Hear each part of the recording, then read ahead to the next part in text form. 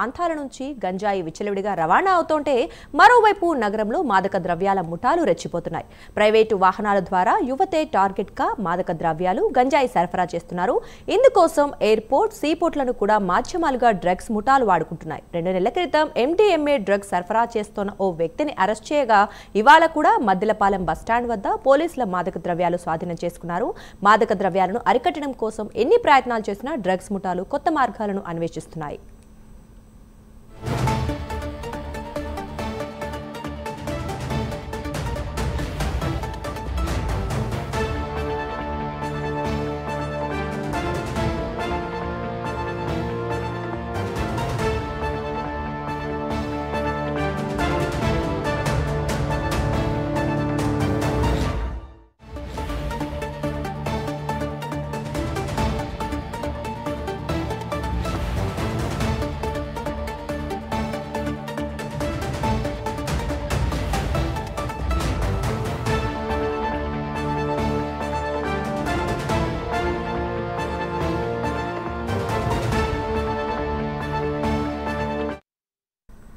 విశాఖ మాదక ద్రవ్యాలకు అడ్డాగా మారుతోంది. ఒకరి వెంట ఒకరు దొరుకుతూనే ఉన్నప్పటికీ మళ్ళీ పోలీసులు ఎటువంటి చర్యలు తీసుకున్నప్పటికీ కూడా మళ్ళీ యథావిధిగా డ్రగ్స్ ముఠా గంజాయి ముఠా విచలవిడిగా చేస్తూనే ఉన్నారు. అయితే ఈ విషయం గురించి మరింత సమాచారం మా డిప్యూటీ ఇన్పుట్ ఎడిటర్ వాసు అందిస్తారు. వాసు, చెప్పండి వాసు, విశాఖ మత్తు నగరంగా మారటానికి మరి కారణాలు ఏంటి? దుర్గా, విశాఖ మహానగరం మత్తు నగరంగా మారిపోతుంది.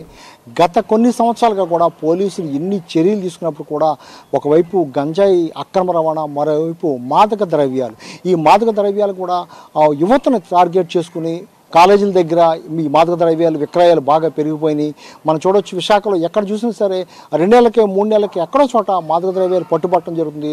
ఇవాళ కూడా మద్దిలపాలెం దగ్గర గంగాధర్ అనే యువకుడి దగ్గర మాదక ద్రవ్యాలు పట్టుకోవడం జరిగింది. అతను అరెస్ట్ చేయడం జరిగింది. ఇంకో వ్యక్తి పారిపోవడం జరిగింది. అతని కోసం కూడా గాలిస్తున్న పరిస్థితి కనిపిస్తుంది. పోలీసులు కట్టుదిట్టమైన చర్యలు తీసుకున్నప్పుడు కూడా అనేక మార్గాల్లో, అంటే ఒక ట్రైన్ ద్వారా, బస్సు ద్వారా, సొంత వాహనాల ద్వారా, 2 వీలర్ ద్వారా, ఇక విమానాశ్రయాల్లోనూ ఇలాగా అనేక సార్లు ప్రతి నెలలో కూడా మాదక ద్రవ్యాలు పట్టుకుంటూనే ఉన్నారు, దొరుకుతూనే ఉన్నాయి. కానీ ఎక్కడా కూడా అడ్డుకట్ట పట్టలేదు. మరోవైపు గంజాయి గురించి చూసుకుంటే మరోవైపు గంజాయి ఎక్కడా కూడా కట్టుపట్టలేదు. ఎందుకంటే పాడేరు అవ్వచ్చు, అరకు అవ్వచ్చు, లేకపోతే మన నర్సీపట్నం అవ్వచ్చు, అనకాపల్లి జిల్లాలో, తదితర ప్రాంతాల్లో, అల్లూరు జిల్లాలో అనేక ప్రాంతాల్లో గంజాయి ఎంత అరికడదామని ప్రయత్నించినప్పుడు కూడా ఈ అక్రమ రవాణా కూడా అరికట్టే పరిస్థితి కనిపించట్లేదు. రూరల్ ప్రాంతాల్లో ఒక విధంగా గంజాయి, మరోవైపు సిటీలోనేమో ఈ విధంగా మాదక ద్రవ్యాలు. ఈ మాదక ద్రవ్యాలు కూడా చాలా కాలంగా కూడా కొంతమంది విద్యార్థులను టార్గెట్ చేస్తుంది. అంటే ఒక కోడ్ కూడా ఏర్పాటు చేసుకున్నారు. వాళ్ళకి కావాల్సిన మాదక ద్రవ్యం కావాలంటే ఆ కోడ్లో మాట్లాడాలి, ఆ కోడ్ చెప్పాలి. కొన్ని బడ్డీ కొట్ల దగ్గర, కొన్ని షాపుల దగ్గర వాళ్ళకి ఎక్కడెక్కడ ఉన్నాయో అన్నీ కూడా చెప్పడం జరిగింది. అటు కంచిరిపాలెం అవ్వచ్చు, ఆర్లో అవ్వచ్చు, ఇలా కొన్ని ప్రాంతాల్లో, ఈ ప్రాంతాల్లో ఈ మాదక ద్రవ్యాలతో యువత మొత్తం కూడా వాళ్ళ జీవితాన్ని నాశనం చేసుకుంటున్నారు. విశాఖ నగరం మహానగరం, ఈ అభివృద్ధి చెందింది, ఆర్థిక నగరం, ఎంతో అభివృద్ధి చెందినట్టు ఈ నగరంలో ఈ మాదక ద్రవ్యాలు అయితే, గంజాయి అయితే మత్తు పట్టి పీడిస్తుందని చెప్పొచ్చు. ముఖ్యంగా విశాఖలో ఇతర ప్రాంతాల నుంచి, ఇతర రాష్ట్రాల నుంచి కూడా విద్యార్థులు చాలామంది వచ్చి ఇక్కడ చదువుకుంటారు. బీటెక్లు అయితేనే, లేకపోతే ఇతర కోర్సులు అయితే ప్రత్యేకమైన కోర్సులు చేస్తుంటారు.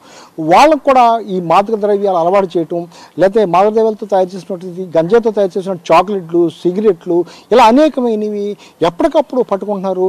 సాక్షాత్తు ఎయిర్పోర్ట్లోనే ఈ మాదక ద్రవ్యాలు దొరుకుతున్నాయి, గంజాయి దొరుకుతుంది. అదేవిధంగా అనునిత్యం కూడా విశాఖ నుంచి మొత్తం అటు ఈస్ట్ గోదావరి అవ్వచ్చు, ఒరిస్సా అవ్వచ్చు, లేకపోతే సీలేరు అవ్వచ్చు, ఏ ప్రాంతానికి వెళ్ళినా ప్రతి వాహనంలో కూడా కొత్త మార్గాల్లో ఈ గంజాయిని రవాణా చేసే పరిస్థితి కనిపిస్తుంది.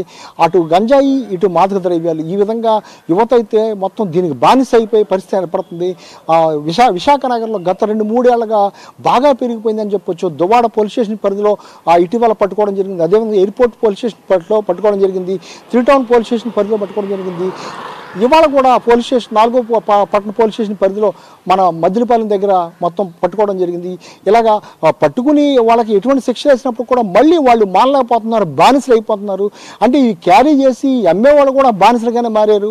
వీళ్ళంతా కూడా ఒక సర్కిల్గా ఏర్పడి, విష సర్కిల్గా ఏర్పడి విశాఖ నగరంలో మొత్తం కూడా శివారు ప్రాంతాలను ఎన్నుకుని అటు మధురవాడ అవ్వచ్చు, ఇటు ఆర్లో అవ్వచ్చు, లేకపోతే ఇటు పెందుర్తి అవ్వచ్చు, ఇటు గాజువాక, ఇలాగా అనేక ప్రాంతాల్లో కొన్ని ప్రత్యేకమైన ప్లేసులు పెట్టుకుని ఈ విక్రయాలు జరుపుతున్నారు.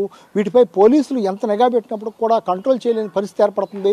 సాక్షాత్తు హోమ్ మినిస్టర్ ఇక్కడ ఉన్నారు. హోమ్ మినిస్టర్ కూడా ఆమె పదవి బాధ్యతలు చేపట్టగానే గంజాయిపై ఉక్కుపాదం మోపుతాం, గంజాయిని మొత్తం లేకుండా చేస్తామని చెప్పారు. అదేవిధంగా డ్రోన్ల ద్వారా విజువల్ తీసి మొత్తం కూడా నాశనం చేస్తున్నారు. దొరికిన గంజాయిని కూడా నాశనం చేస్తున్నారు. ఎన్ని విధాల వాళ్ళు ఇచ్చేసినప్పుడు కూడా ఈ గంజాయి మాత్రం అరికట్టలేకపోతున్నారు.